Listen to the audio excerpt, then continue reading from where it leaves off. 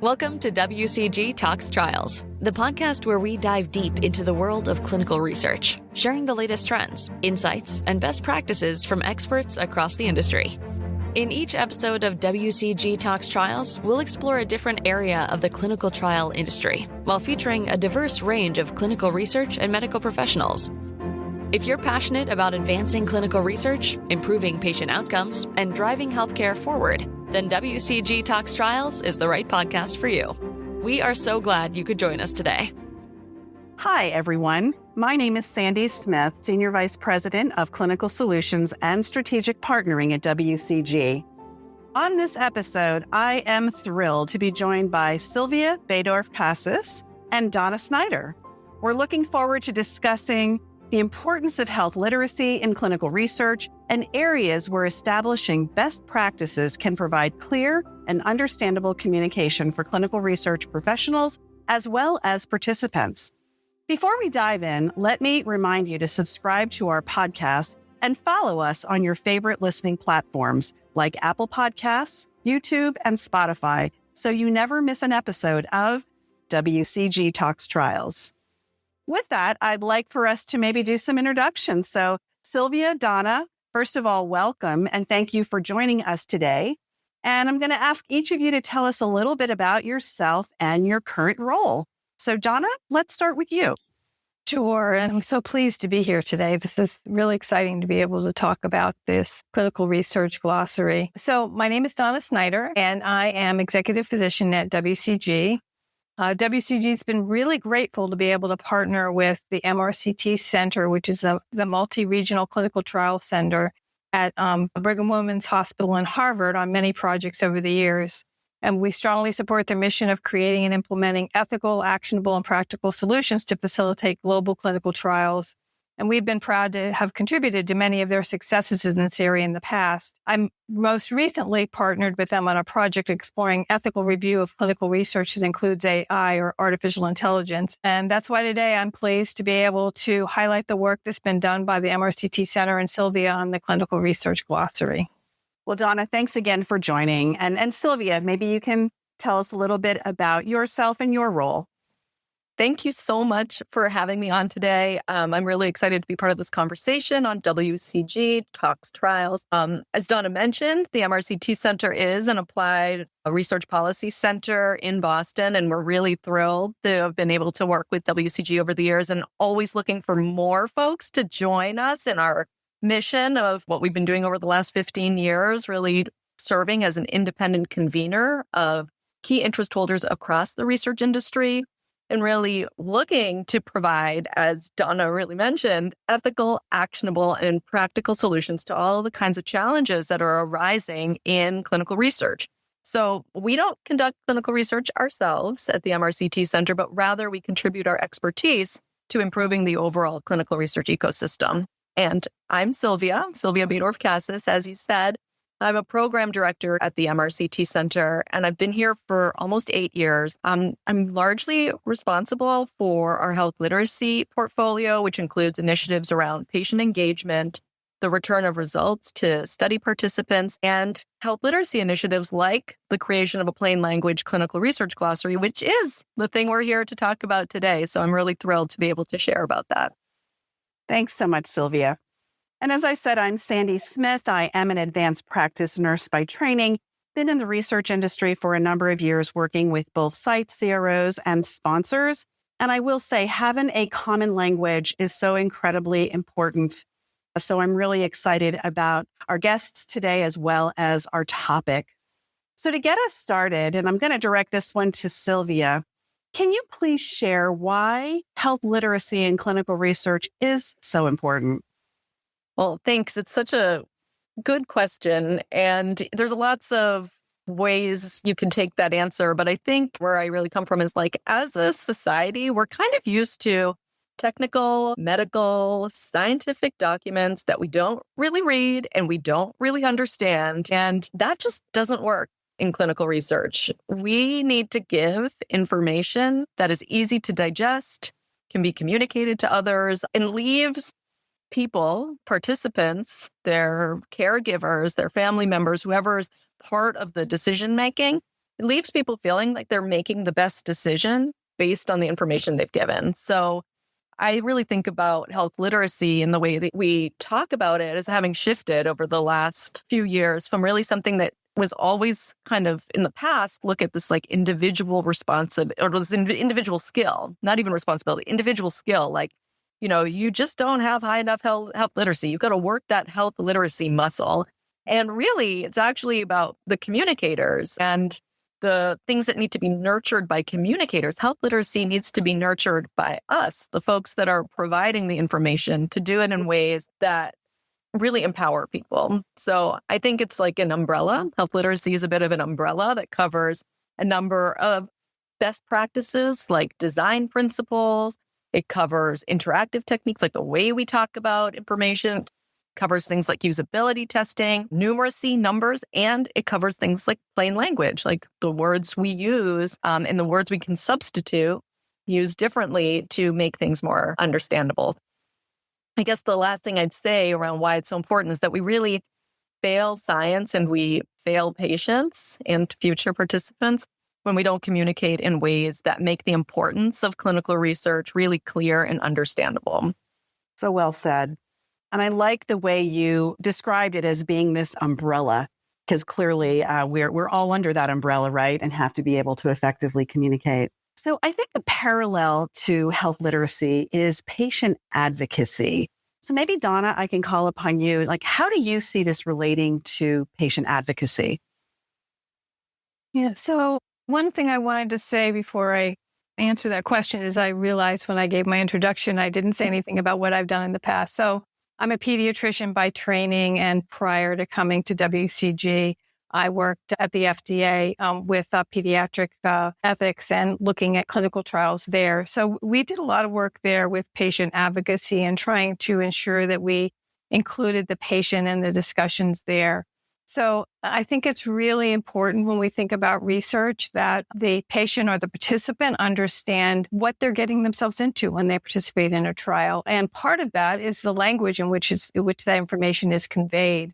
So informed consent needs to be well written and easily understood. The research team needs to communicate with the individuals in that trial what's going to happen.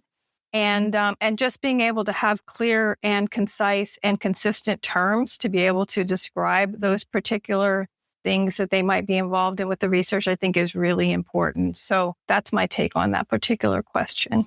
I think I'd also just say that, like, it relates to patient advocacy in the way that, like, we want to give people the tools to be able to advocate for themselves and for others. And I think it's this like little fear we have in the research industry that if people really know what they're signing up for, then we're not going to get them into the studies. We're not going to meet our recruitment goals.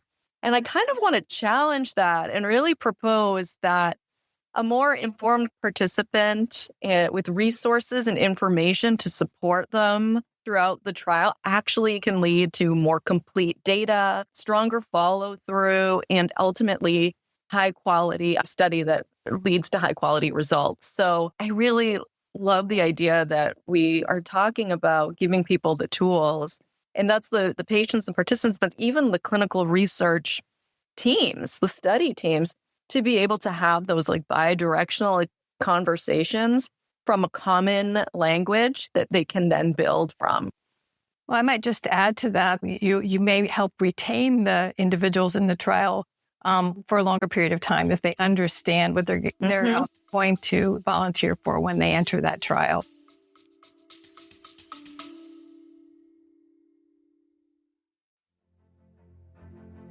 Are you ready to take your clinical trial quality to the next level? Join WCG's Avoca Quality Consortium, where over 200 leading organizations, including sponsors, CROs, sites, and service providers, collaborate to improve efficiency, increase quality, and mitigate risk in clinical trials. AQC members have access to more than 1,500 expert-developed tools, templates, and metrics, plus exclusive events on current industry topics to support continuous compliance. To join, visit wcgclinical.com/quality-compliance.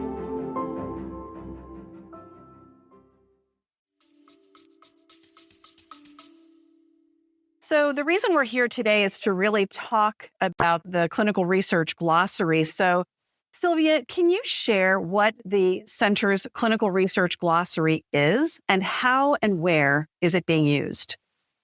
Well, I'm really excited to be able to do that. When we came up with this idea, and certainly dictionaries and glossaries, we didn't invent that idea. There's plenty of them out there. There's medical dictionaries, there's lots of different disease-specific dictionaries and glossaries out there. But what we realized a few years ago, and which really was expressed as a need from patients we work with, patient advocates, and others in industry, is that there wasn't a single source of plain language, easy to understand clinical research definitions that could actually be a nice starting point for industry to be using across the documents that they create, et cetera. So we ended up piloting it in 2020 and releasing the official glossary in 2021. And then it's just continued to actually grow. So why are we talking about this now? Isn't this old news? Well, this was sort of something that was imagined as a pilot and then continued to be, desired and adopted, and we keep growing it. So it's also kind of neat because it's free, it's online, it's easy to understand definitions. We develop it with patients and patient advocates and other experts in the field, and we use this consensus approach to come up with our definitions, and then we maintain it. So every year we work on new definitions, and every September a new version of the glossary comes out. And we've looked at the past definitions we've created to see if any updates are needed, and we continue to put out new definitions moving forward. So it's really this living and breathing resource. The language is evolving. The way we think about research, the way we even think about patient centricity and the need for patient-focused, patient-centered language has evolved over the years. And so we really continue to grow it. Sylvia, I can attest that it is easy to use. Going onto your website, the graphics that help support some of the definitions. There are examples that are provided. The layout is easy on the eyes, and it's very easily searchable. And in addition, available in both a PDF and Excel format. And so very easy to access, very easy to use. But I wonder, many organizations have their own glossaries. WCG has our own as well. How do you see that organizations can couple this health literacy tool with their own internal guidelines, work processes, and even if they have their own glossary? Well, off the top of my head, thank you for asking that. I think there's a few things that we can do. You can integrate it into your existing processes and resources. So you mentioned, if you have a glossary, amazing. We work with lots of different companies and organizations that actually have their own glossaries already and use this on top of it because they either have technical terminology that they want plain language definitions for, or they have very specific kind of terminology that's also going more into the therapeutic area or whatever, and they want to be able to include the clinical research glossary there. So definitely integrating it into your own processes. And that also speaks to what we've really been encouraging groups to think about is across functional groups. You might have teams that work on the informed consent form, and then you have teams that might be working on study documents or even results, return at the end, plain language summaries. How wonderful it would be to cross the functional groups, have the same kind of terminology and definitions being used across the entire process, really. And it's really great if you happen to be an organization that doesn't actually have an internal glossary yet, isn't working from something standardized. And so you can actually start using it and having that as your source. Don't reinvent the wheel on a resource like this around clinical research and clinical research terminology. And it's really great because this glossary, I should have mentioned earlier when you asked me about all the parts of the glossary, it's not just a definition. Just to be clear, we have lots of dictionaries do the use in context, right? A use in a sentence, but then we have more info. We allow people to kind of be able to funnel into the content, dive a little deeper. And then we even created a section that's more in the second person. So it's what kinds of things you might want to think about or questions you might want to ask if you see this term.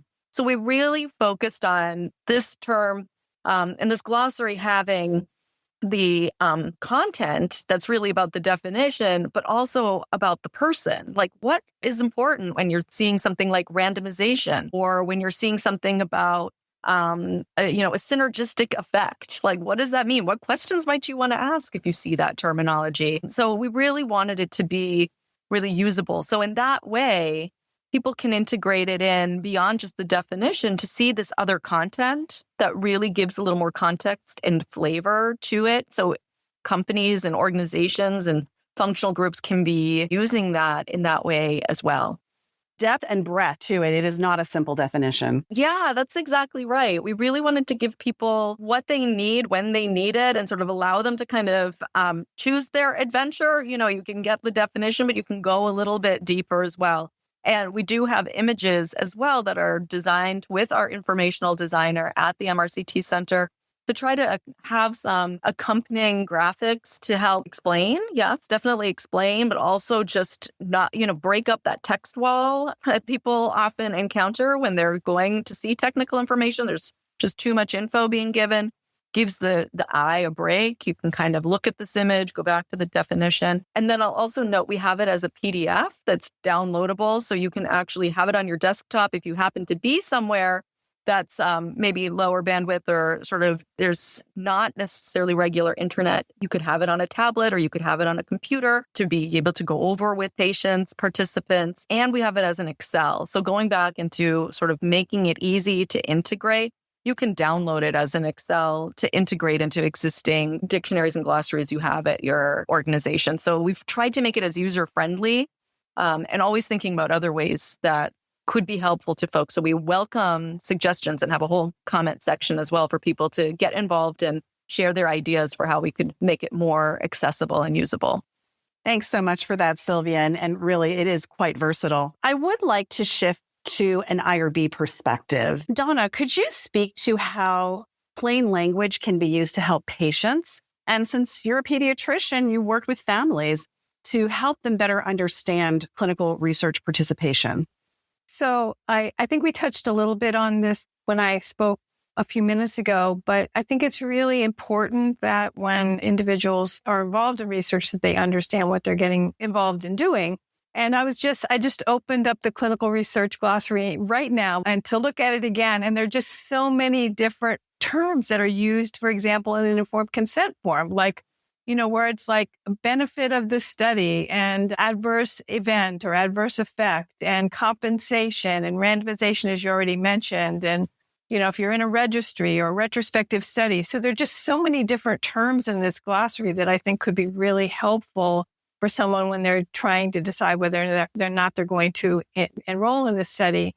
And I think a lot of these terms are consistently used in the documents that someone might be looking at when they're considering enrolling in a trial. So I think that in that way can be really helpful. The other point would be that there are a lot of materials that IRBs review when they're looking at a study. And I think one of the things that we attempt to do in that process is to make sure that those documents are well understood by the participants when they decide to take part in that study. And by having a consistent way of expressing those terms, it can be really helpful for someone to really be able to understand what they're getting involved in. And I think in terms of parents and families, a lot of times parents are really busy and they may be approached for a study and not necessarily completely understand what they're doing. And by having another resource that they can look at, like this glossary, can be really helpful because they can go home and look at the informed consent and think about it and review some of the information and maybe even go back to the principal investigator and ask them more questions so that they are, fully informed as they move forward. It's so true. I mean, I think about, I spent several years myself early in my career at the Boston University Medical Center IRB. I was a research analyst there, reviewing protocols, running the meetings, taking all the minutes, all of that stuff. And the IRB is all about participant protection, right? That's why they were established. And using plain language helps protect participants, actually. They can be better protected when they understand the purpose of the research, what it means to be involved, what their rights are in the study and everything. So I've often thought about plain language in the IRB context as like supporting the Belmont principles and particularly respect for persons, right? We're giving people information that they can understand because we respect them. We respect them as partners in this research. And I think that's part of that evolution where we've kind of gone from the human subject that's being protected to like, this is our neighbor. Participants and the patients are people in our lives. They are partners in this research. And that's really been a shift. They're participants, right? And therefore, they sort of really deserve to be part of a conversation that they're actively able to engage in. You know, I'd like to go back to the role of clinical research professionals, no matter what role you have in clinical research, whether it's at a sponsor, a CRO, at a site, there is a role that we all play in using plain language, health literacy. Are there any examples that either of you can share where you see this in action, maybe as a best practice that folks can take some practical tidbits back and perhaps get really excited about logging in and checking out this glossary? Well, I'm happy to start and jump in and just say that, you know, I think we should normalize using plain language in academia and in industry. I think there's like a little bit of a stigma or a taboo against using plain language because it sounds like the intention is to dumb it down. You know, people can't understand it. They're not smart enough. And that's not what it's about, right?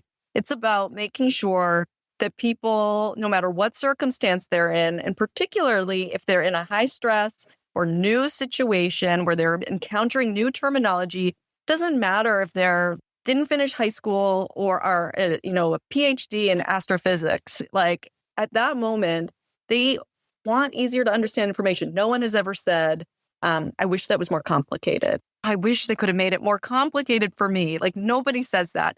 And so I think some ways that people can kind of get excited about using it, like you can use it in your onboarding and training your new staff, right? Like we've actually seen groups like the Society for Clinical Data Management actually use the glossary as part of their training of data managers, right? And you'd say, well, data managers, they don't typically have contact with participants themselves. They are stewards of the data, but they're often working with de-identified data. Like, why would they need to know about this? Well, it's part of understanding the ecosystem.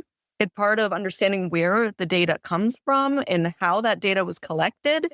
And it really just makes for an entire workforce that is much more committed to this idea that we all deserve to understand what research is all about and we all play a part in it. I love that training example because I can tell you that so many people that I have worked with, particularly if they are more junior in their roles, have said once they have found a glossary, it has become a go-to resource document that they use over and over again. And then I think, too, about resources for investigators. Donna, do you see benefits to investigators that might be doing IRB submissions where this would be of benefit? Absolutely, because I think, again, using consistent terms when they're submitting to the IRB is really important. And I actually wanted to throw another point, though, that Sylvia had made about data. So, I've just been involved in this project with the framework for looking at ethical review and artificial intelligence. And as we move into this era of looking at data and data being reused and reanalyzed, I think using consistent terms so that consistent information can be pulled out of these data sets is really going to be important. So if we can be consistent across the ecosystem, at the site level, at the IRB level, at the sponsor level, using the same terms, particularly terms that are easily understood by everyone, that's going to be a bonus for us as we're trying to be more accurate as these new systems evolve and things change over time. Oh my gosh, Donna, you brought up such a key point that I actually probably should have brought up early in the beginning when I was even introducing the glossary to begin with, which is as being part of this global standard, we've actually been kind of noted as we're part of the global standard of CDISC, the Clinical Data Interchange Standards Consortium. So all of our definitions are sort of interoperable machine learning possible. They have C codes. And so when we say adherence means this in plain language, it codes to CDISCs, which is actually coded to the NCI thesaurus, the National Cancer Institute's thesaurus, and as part of our national database of standardized terminology. So exactly this. We can have plain language standards. We can have information that we agree when we say placebo means this in plain language, it means this technical definition that is more technical than a patient or participant should see, but we know that we're talking about the same thing. And I would say, one thing, no matter what we're doing, always areas to improve communication and understanding. So I think that underlies this whole theme of today with health literacy. So in wrapping up, Sylvia, there's an exciting month coming up in October with Health Literacy Month, and something's happening during that month. Would you like to share it? Yeah, absolutely. So it is Health Literacy Month coming up in October. As I mentioned already, the new glossary comes out at the end of this month, so you'll be able to access it. So it's September that we're recording this. It's October when this comes out. So the new glossary will be out. We're celebrating Health Literacy Month. We'll have a webinar at the end of October as well that actually talks about one of those other things under the umbrella that I mentioned, right? Interactive techniques. We're going to be talking about teach back and how can we use teach back, that sort of back and forth exchange with patients and participants, to really enhance our clinical research conversations. So we're really just committed to this idea that science doesn't have to be complicated, and good science begins with good communication, right? I really do think that. I don't think that's my tagline. Good science begins with good communication. And I'm so excited that WCG is part of this conversation, right? About making these things that are so technical easier to understand and use, both for the research professionals themselves, the IRB, the investigators, and ultimately everyone we care about, the patients and participants. Well, with that, I want to thank you, Sylvia, and you, Donna, for joining me today and sharing your insights on this episode of WCG Talks Trials. And thank you to our listeners for tuning in.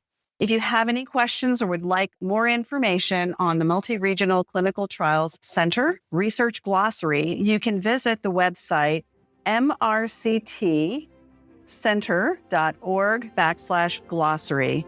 And just Google it and it will come right up. But again, you'll find a very versatile, in-depth glossary that will supplement your workflows, supplement any glossaries that you're currently using, and overall with the goal of having us all have that plain language to effectively communicate.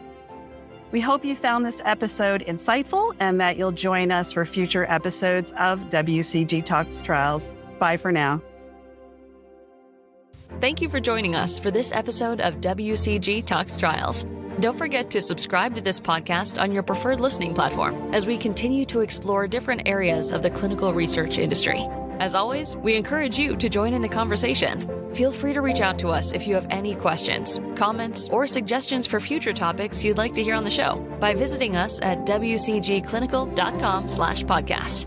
We're here to serve as a trusted resource as we work to improve lives and accelerate clinical research together.